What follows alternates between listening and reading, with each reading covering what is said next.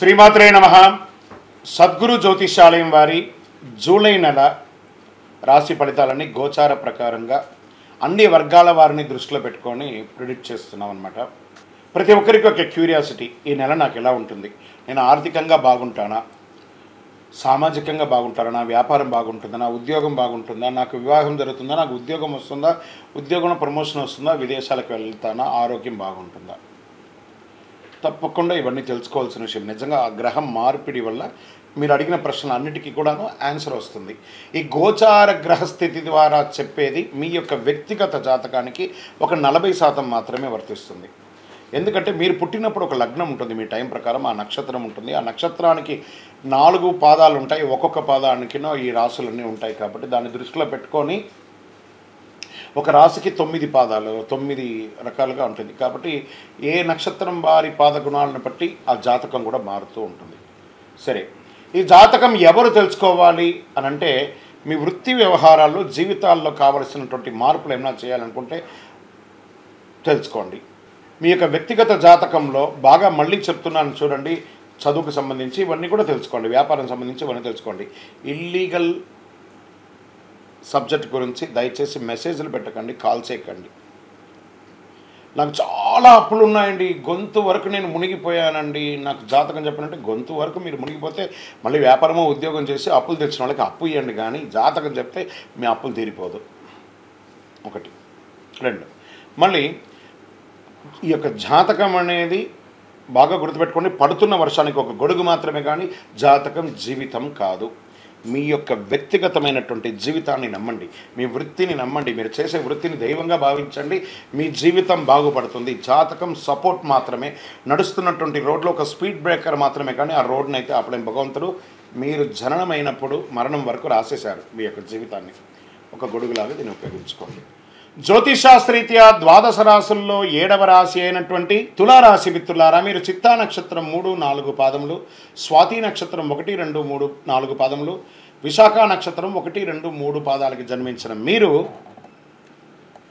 తులారాశి వారిగా పరిగణించబడుతున్నారు. ఈ జూలై నెల తులారాశి మిత్రులకి ఎలా ఉన్నాయి, శుభాశుభ ఫలితాలు ఎలా ఉన్నాయంటే, ఈ నెల మధ్యస్థంగా ఉంటుందని చెప్పొచ్చండి. గొప్పగా ఉండదు, మీకు కాస్త మధ్యస్థంగా ఉండే అవకాశాలు ఉన్నాయి.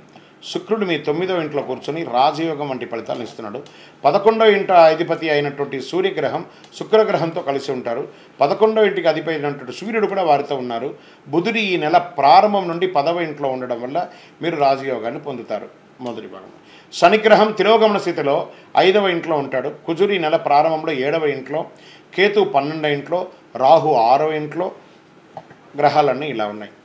ఫస్ట్ ఉద్యోగులుగా తీసుకుంటాం. ఉద్యోగంలో మార్పులు ఉండవచ్చండి. ఈ నెలంతా కూడా మంచి చెడు మిశ్రమంగా ఉంటుంది తులారాశి వారికి. ఆ తక్కడ అంటారు కదా తులా, మీకు ఏది కరెక్టో దాన్ని మాత్రం ఇట్లా డౌన్ అప్ అండ్ డౌన్స్ ఉంటాయి. కాబట్టి దీన్ని మీరు ఏ రకంగా బేరీజ్ వేసుకుంటే ఆ రకంగా మంచిది. ఉద్యోగంలో మార్పులు తథ్యం. మీరు అనుకున్న ప్రమోషన్స్కి పెట్టుకున్నటువంటి అర్జీ కూడా ఆలోచనలో పడే అవకాశాలు ఉన్నాయి. ఒక సమయంలో గుర్తింపు పొందుతారు, ఒక సమయంలో రిజెక్ట్ అవుతూ ఉంటుంది. మీరు ఆశించిన పదోన్నతులు లభించవచ్చు, లభించకపోవచ్చు. ఆర్థికంగా నెల ఖర్చులు చాలా హెచ్చు తగ్గులు ఉంటాయి. మాస ద్వితీయంలో మీ ఆర్థిక పరిస్థితి మెరుగుపడుతుంది. ఇందులో నెల ప్రారంభంలో ఇబ్బంది, నెల తర్వాత భావం ఉంటుంది. ఈ నెల అవి ఈ కామన్ గ్రహాలు ఎలా ప్రయాణం చేస్తే అలాగే ఉంటుందన్నమాట. నగదు ప్రవాహంతో పాటు అదృష్టానికి ఊహించిన అవకాశాలు మాస ద్వితీయంలో ఉంటుంది. పరిశ్రమ వ్యాపారం చేసే వాళ్ళకి, ఇండస్ట్రీస్ వారికి ఎక్కువ లాభాలు ఉండే అవకాశాలు ఉన్నాయి. మ్యానుఫ్యాక్చరింగ్ వాళ్ళకి, ప్రభుత్వ పర్మిషన్స్ కోసం ప్రయత్నం చేసే వాళ్ళకి, లైసెన్స్ కోసం ప్రయత్నం చేసే వారికి, కొత్తగా వ్యాపారాలు చేయాలనుకునే వాళ్ళకి విజయవంతంగా ఉండ చెప్పచ్చు. నెలాఖరులో తోటి వ్యాపారం నుండి పరోక్ష పోటీ ఉండవచ్చే అవకాశాలు ఉన్నాయి. మీ యొక్క ఆర్థికమైనటువంటి ఇబ్బందులు, డెబిట్స్ మీద కొంచెం శ్రద్ధ వహించండి. కుటుంబానికి అవసరమైనటువంటి వస్తువులు కొనుగోలు చేసేటప్పుడు ఏది కొనాలో అది నిర్ణయం తీసుకొని కొనండి, కానీ అక్కడికి వెళ్ళి ఏది దొరికితే అది కన్నా మీ మనీని వేస్ట్ చేసుకోకండి. భార్యాభర్తల మధ్య అన్యోన్యత పెరుగుతుంది. సంతానం లేని వారికి సంతానం కలుగుతుంది. విడిపోయిన భార్యాభర్తలు మళ్ళీ కలుస్తారు. వివాహ ప్రయత్నాలు, నూతన వివాహ ప్రయత్నాలు కలిసి వచ్చే అవకాశాలు ఉన్నాయి. శుభకార్యాలు, ఇంట్లో గృహప్రవేశం, ఉపనయనాది గృహప్రవేశాలు, వివాహాది ఇవన్నీ జరిగే అవకాశాలు కనబడుతున్నాయి. కొంతమంది విదేశాలకు వెళ్ళి స్థిరపడే అవకాశాలు ఉన్నాయి.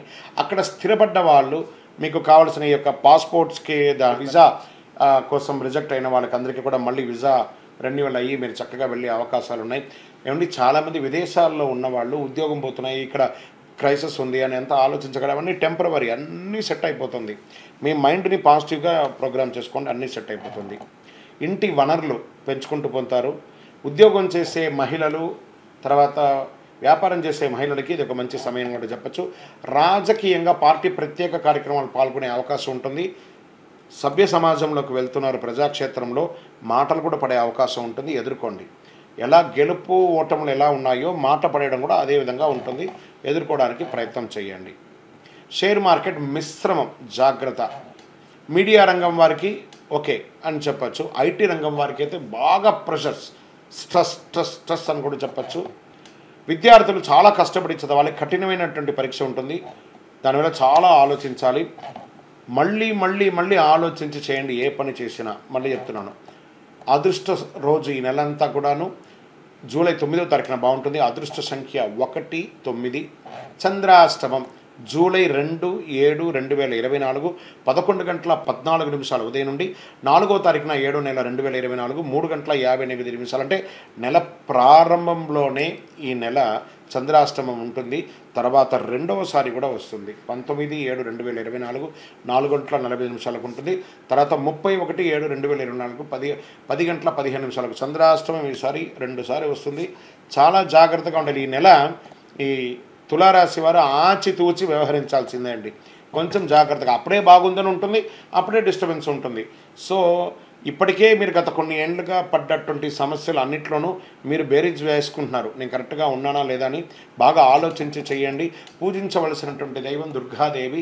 చక్కగా అమ్మవారిని ప్రార్థన చేసుకోండి. దేవి ఖడ్గమాల పారాయణం చేయండి, సప్తసతి పారాయణం, చండీ పారాయణం చేయండి, లేదా చండీ మంత్రాన్ని వింటూ ఉండండి, లేదా ఇంట్లో ఒకసారి చండీ హోమాన్ని చేసుకోండి. సుబ్రహ్మణ్య స్వామి వారిని ప్రార్థన చేయండి. కందర్ షష్ఠి కవచం అని ఉంటుంది, అది తమిళ్లో ఉంటుంది, అది వినండి. మనకు అర్థం కాకపోయినా పర్లేదు, వినండి. ఆ పాజిటివ్ ఎనర్జీ మీలోకి చాలా వస్తుంది, చాలా బాగా ఉంటారు. కరుంగాలి మాలను ధరించండి, ఆ చక్రాస్ అన్నీ యాక్టివేట్ అయ్యి ఆరోగ్యవంతులుగా ఉంటారు, చాలా బాగుంటారు. ఇంకనూ మీ యొక్క వ్యక్తిగతమైనటువంటి జాతకం తెలుసుకోవాలనుకుంటే మీ పరిసర ప్రాంతాల్లో ఉన్నటువంటి గురువులను సంప్రదించండి, లేదా మా ద్వారానే తెలుసుకోవాలనుకుంటున్నారా ఈ కింద ఉన్నటువంటి మా నెంబర్కి మీ date of birth, time of birth, place of birth WhatsApp చేయండి, డోంట్ కాల్. ఇంకను సకల దోషాలు తొలగి ఆనందంగా ఉండడానికి మీ పరిసర ప్రాంతాల్లో ఉన్నటువంటి దేవాలయంలో మీ వయస్సు ఎంత ఉందో, సపోజ్ నేను ఉదాహరణ చెప్తాను, మీ వయసు 30 ఉందనుకోండి, 30 ఒత్తులతో నువ్వులు నూనె, 50 ఉందనుకోండి, 50 ఒత్తులతో నూనె, ఇలా మీ వయస్సు ఎంత ఉందో అన్ని సంఖ్యతో ఒత్తులు వేసి నువ్వుల నూనె దీపం వెలిగించండి, విజయోస్తు. ఈరోజు మనం చెప్పుకోబోయే ఒక ముఖ్యమైనటువంటి విషయం ఏమంటే, చాలామందికి ఒక భయం, శని భగవానుడు అంటే ఒక భయం. శని వక్రగతి అనేది అవుతుంది. ఇది వచ్చి రెగ్యులర్ ప్రాసెస్ అండి. మనం ఇదివరకు కూడా ఈ పంచగ్రహ కుటుంబం గురించి చెప్పాము, అలా అయిపోతుంది ఇలా అయిపోతుంది అంటే దానికి మనం ఒక వీడియో ఇచ్చాం, చాలామంది పాజిటివ్గా దానికి రెస్పాండ్ అయ్యారు. ఇవన్నీ కూడా రొటీన్ లైఫ్లో జరుగుతున్నట్టు చూడండి. మేము జూన్ నెల ఇచ్చాం, మే నెల ఇచ్చాం, ఏప్రిల్ నెల ఇచ్చాం, మార్చి నెల ఇచ్చాం, ఇప్పుడు జూలై నెల కూడా ఇవ్వబోతున్నాం.